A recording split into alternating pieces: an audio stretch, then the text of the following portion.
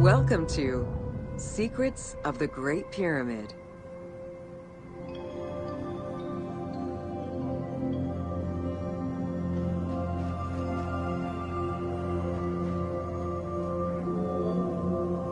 Built around 2550 BCE, the Great Pyramid of Giza is considered one of the most iconic structures of Egypt. It is the biggest of the pyramids and the only one of the 7 wonders of the ancient world still standing. The numbers associated to the Great Pyramid of Giza are impressive. A workforce of over 20,000 people, 6 million tons of stone, and 20 years of construction. It was a massive undertaking for a pharaoh's tomb.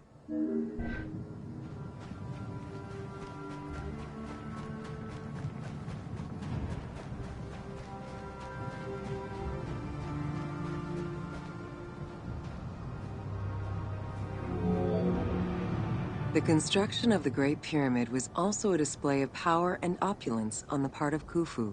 It is part of the pharaoh's vast funerary complex, which also includes 2 temples, 3 satellite pyramids, a causeway, and a builder's necropole.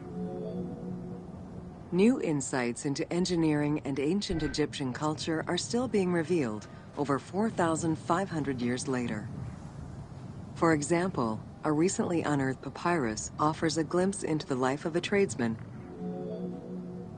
It is interesting to note that by Cleopatra's time, the pyramid's celestial purpose, its construction, and the function of its mysterious inner chambers was already unclear. Today, it is only through dedicated research that we have begun to grasp some of the Great Pyramid's mysteries.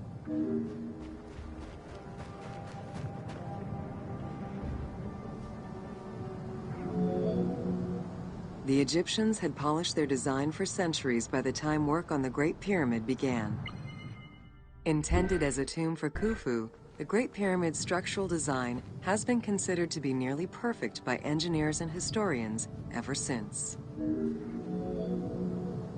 Precisely oriented north-south to the 4 cardinal points of a compass, the length of each side of the Great Pyramid at its base was 230 meters, and its original height was 147 meters.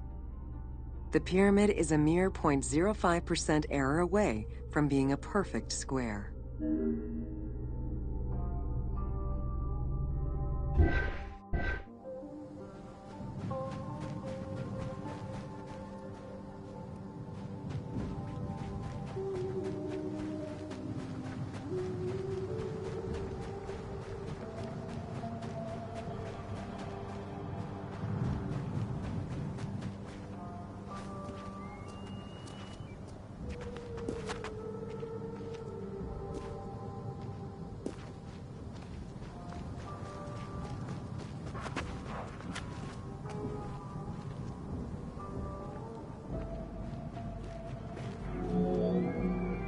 Over the centuries, thieves and travelers attempted to access the Great Pyramid numerous times.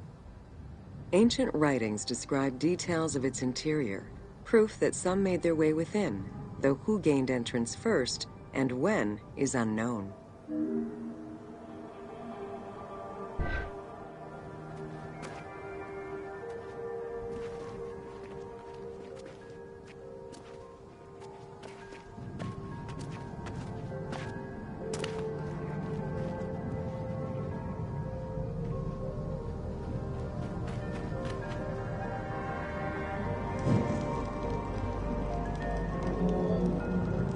Attempts to gain entry to the Great Pyramid and uncover its potential secrets continued throughout the centuries. In the 19th century, the belief that another entry existed at the south side resulted in a hole being blasted into the pyramid's side, with no results for the damage that was done. While the search is still ongoing today to uncover more hidden rooms and passageways, conservation is the primary concern of all such efforts.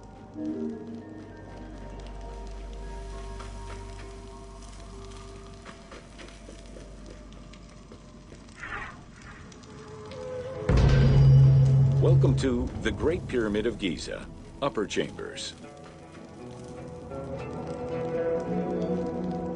The ascending passageway of the Great Pyramid provides a direct path into the Grand Gallery and is accessed 30 meters from the entrance along the descending corridor. Both corridors have similar dimensions and are designed with the same 26-degree incline.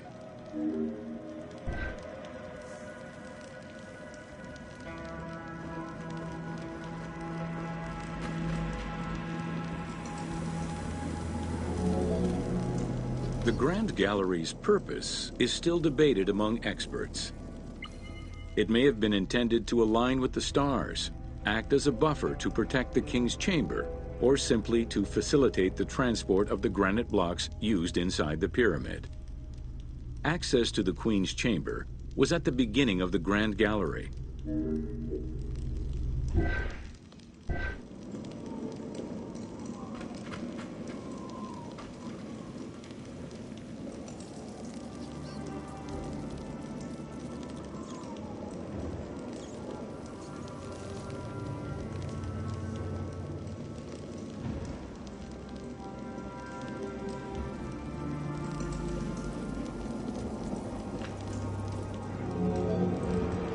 Though this room is referred to as the Queen's Chamber, it is believed that there was no queen buried here.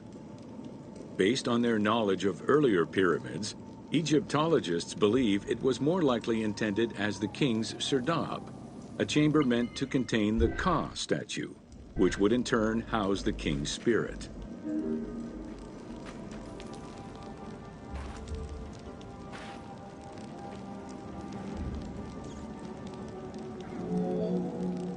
In the 19th century, two shafts were found running through the north and south walls. They each run in a horizontal line for 2 meters before sloping upward, and both are closed off with limestone blocks fitted with copper handles. Whether they were intended as ventilation shafts for workers or a celestial connection for the pharaoh's spirit is unconfirmed. A recent scan of the room indicated the presence of an unknown cavity hidden behind the north face of the walls over the descending corridor. Further investigation is still ongoing to ascertain the nature of the anomaly, so as to avoid risking damage to the monument.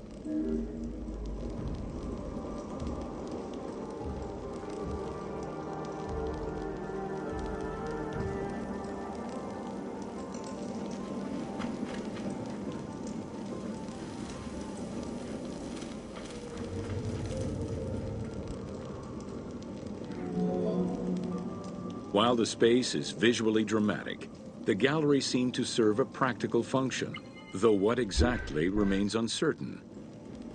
Still, the wall design was undoubtedly meant to contribute to the stability of the structure, and its floor may have helped workers move the materials. The far end of the Grand Gallery leads to a small antechamber with a portcullis, preventing access to the king's chamber. The portcullis was composed of 3 separate granite slabs. They were designed to be lowered into place and seal the chamber after the burial of the king. For the purposes of the game, the team elected to remove the portcullis slabs in order to grant the player access to the king's chamber. In reality, workers would have backed out of the room after the funeral, lowering each slab into place behind them one at a time. Each of the 3 stones were smashed by looters centuries later, and evidence of their break-in is still evident.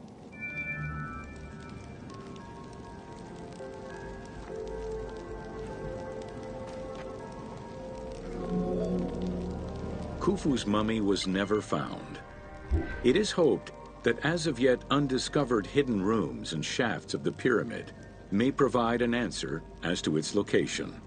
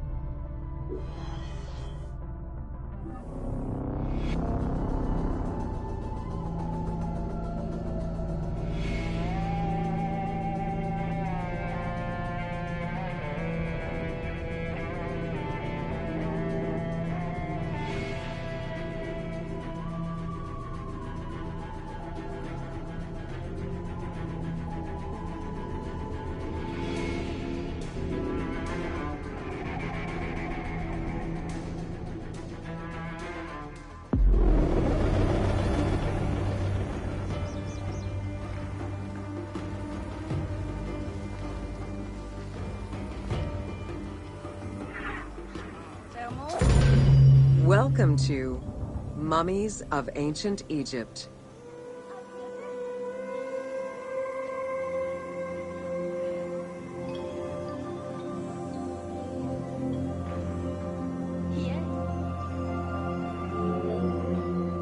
The mummification process used by ancient Egyptians was highly ceremonial in nature.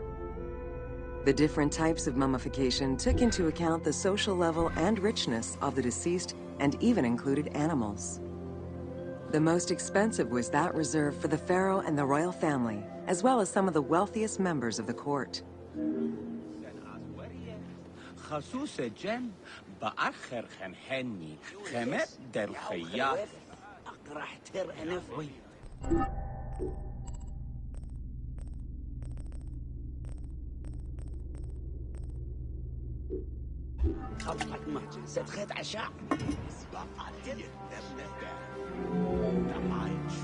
The first step was cleaning. Once bodies arrived at the mummification site, they were placed on inclined tables while the bodily fluids drained away. They were then cleansed by priests until they were deemed ready for the purification process.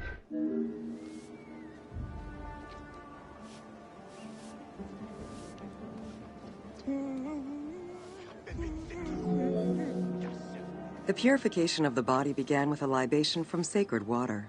The priest then fumigated the body with terebinth resin.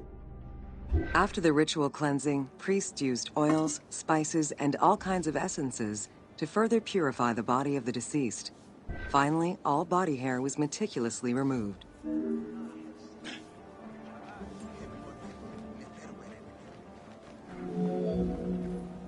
Once the body was properly purified, embalmers removed the organs, following very specific procedures. First, the brain was extracted by inserting a spoon through the nostril to break the ethmoid bone, then using a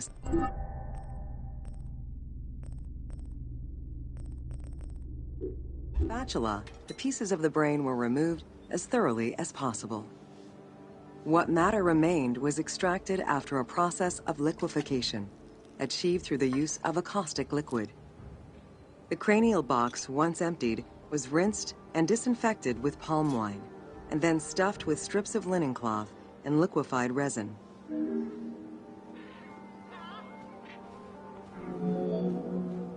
After taking care of the brain, embalmers made an incision on the left flank and carefully set aside the viscera. The inside of the body was also rinsed with palm wine.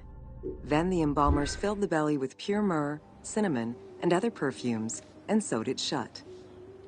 The removed viscera were washed in palm wine and packed in crushed herbs before being placed in canopic jars.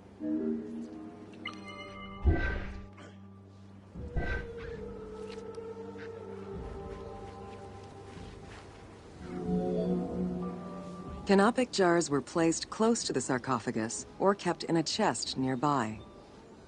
At first, the viscera were wrapped in tissue and placed in the vases. As the ritual requirements became more elaborate, ointments, spices, and even water and natron were added to the process.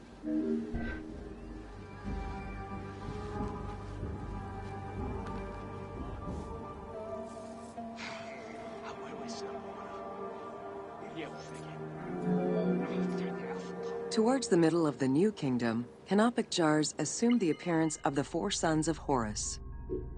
They were known as the protectors of the viscera. These protectors had their own guardians, each a goddess of the dead. Imseti, the human-headed god, protected the liver and was protected by the goddess Iset. Hapi, the baboon-headed god, protected the lungs and was protected by the goddess Nephthys. Dumut-F, the jackal-headed god, protected the stomach and was protected by the goddess Neith. And finally, Kebesenuef, the falcon-headed god, protected the intestines and was protected by the goddess Selket.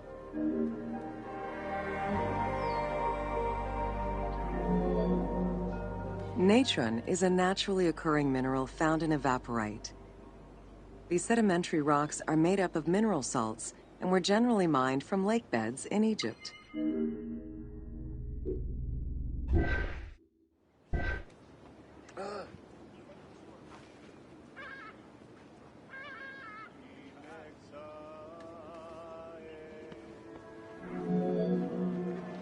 Embalmers used natron as a desiccant to dry the flesh and stop the corpse's putrefaction process.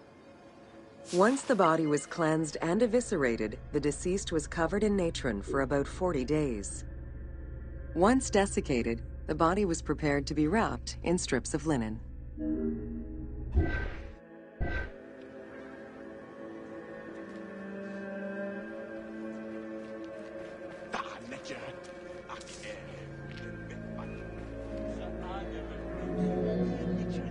Next came the phase which gave mummies their most well-known appearance, the wrapping. Originally, each part of the body was wrapped separately. Men had their arms crossed on their chests, while women had the right arm folded over their breasts and the left arm stretched along the body. However, techniques evolved over time. Eventually, the body as a whole was wrapped with limbs alongside the body, and increasingly sophisticated and different techniques of weaving flax bands were developed. Cartonnage evolved to cover the entire body of the mummy during the 22nd dynasty. The mummies were placed on a board inside a rigid envelope of cartonnage, which was laced at the back with a string. Extremely cost-effective and visually pleasing, this technique was very popular through all layers of the society.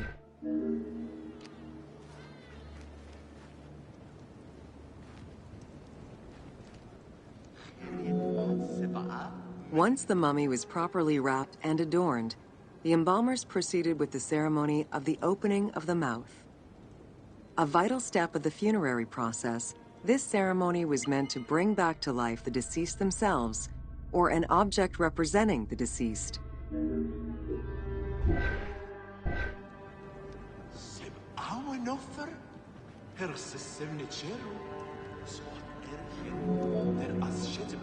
There were no less than 75 different stages for the opening of the mouth. It required the application of the same oils, ointments, spices, and perfumes used during the mummification process. Makeup was sometimes part of the process as well. The last stage of this long ritual was the act of touching the mouth with the adze to symbolically allow the breath of life to infuse an inert body. Its performance was reserved for a very specific set of people: priests who wore the mask of the god Anubis, a close relative of the family, or by the heir to the throne.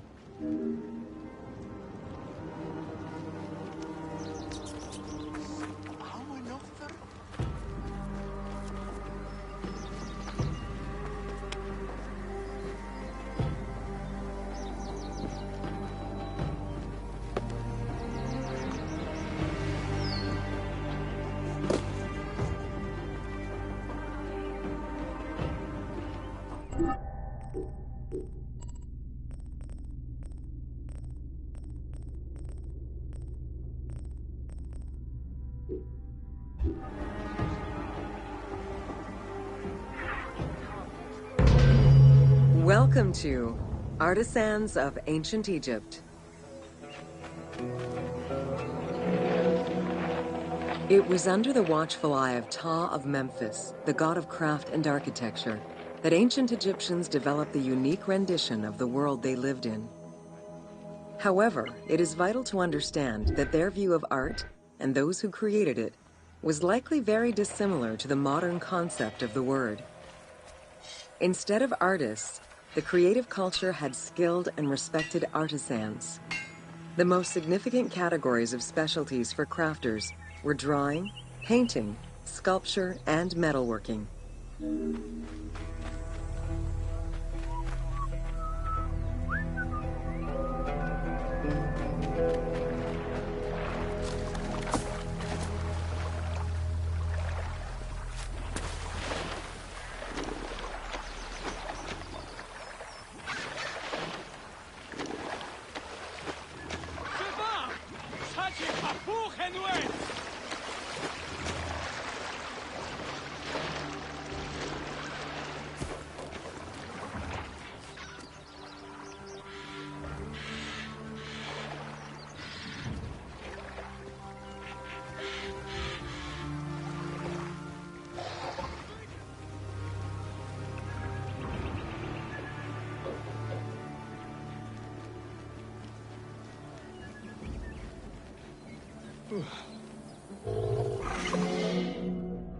An exception to this were scenes depicting hunting and battle, where the environment and enemies moved in lively, even chaotic ways. Animals and foes were depicted piled up, as if describing chaos, with Egyptians standing in solemn, disciplined poses, bringing order to the scene.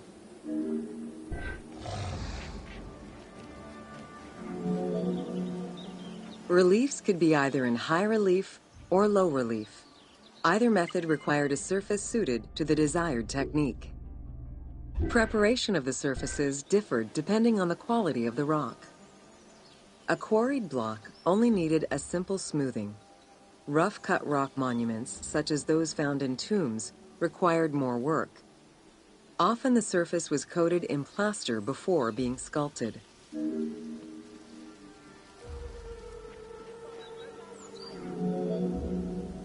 Statues were believed to be vessels for the souls of the deceased, or deities.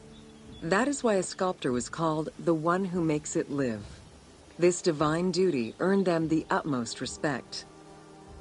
As with a relief, creation of a sculpture began with a drawing. Most statues were made of quarried blocks of stone, primarily limestone, though sometimes harder stones such as quartzite were also used.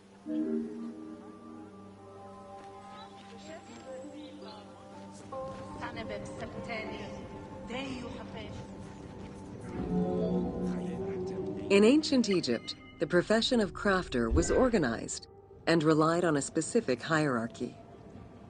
Most artisans depended on an institution to provide them with raw materials. There were 3 working levels for craftsmanship: domestic. At the domestic level, most Egyptians were craftspeople to a greater or lesser extent. The ability to repair tools was a daily necessity. Crafted everyday items could also be bartered for at the local market. Artisans with skills but lacking in resources worked at large estates, where the elite provided them with space to work and raw materials. An ancient text known as the Satires of Trades has a number of descriptive summaries that offer teasing glimpses into how artisans were perceived. A coppersmith was said to stink and have fingers that resembled crocodile droppings, while potters were said to be like those who lived in bogs. Archaeologists believe the site was home to skilled and respected artisans for over 400 years. It is considered one of the most important discoveries relating to Egyptian daily life. While much of the focus of Egyptian archaeology was on its kings and queens, it wasn't until the excavation of Deir el-Medina that Egyptologists were given a valuable window into the community life of ancient Egyptian artisans.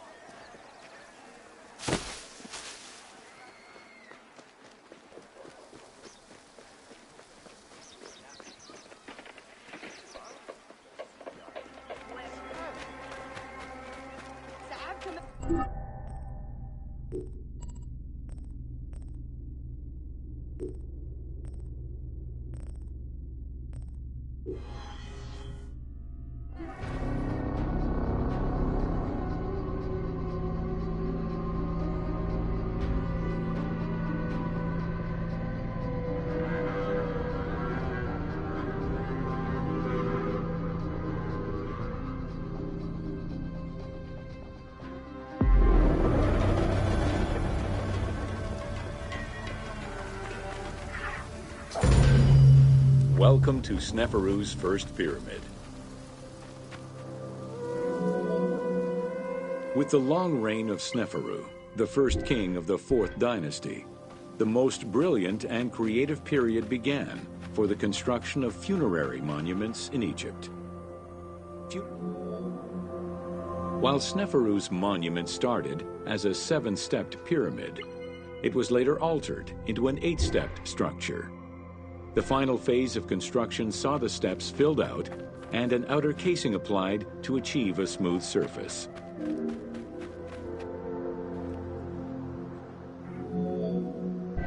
The smooth dressing of the walls did not provide sufficient bonding, however, and the outer casing did not rest on sound foundations.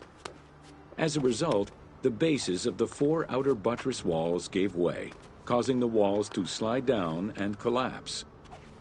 While the Meidum Pyramid was abandoned due to design flaws, it showcased other innovations that would impact all future pyramid designs.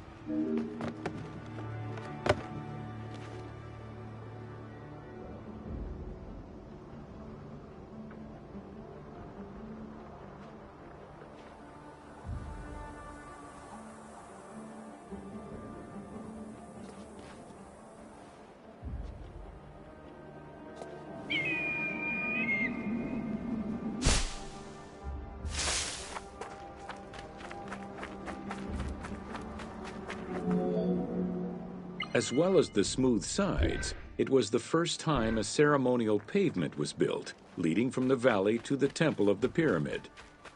Another innovation was that of the funerary chamber, which was no longer at the bottom of a well, but rather above ground level. This change signaled the beginning of the 3-bedroom system.